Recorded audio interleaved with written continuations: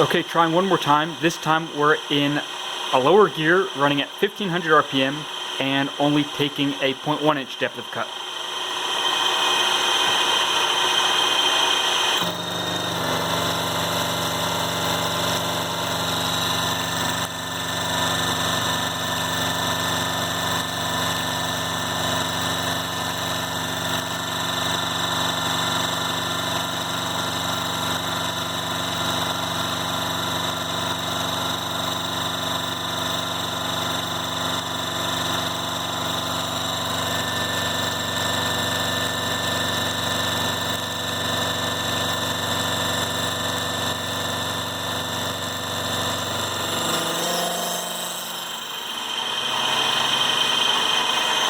I'd say that's pretty impressive.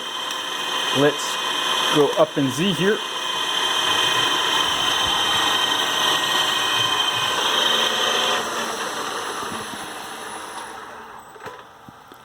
That is a nice finish. If we'll focus, very, very nice finish on there.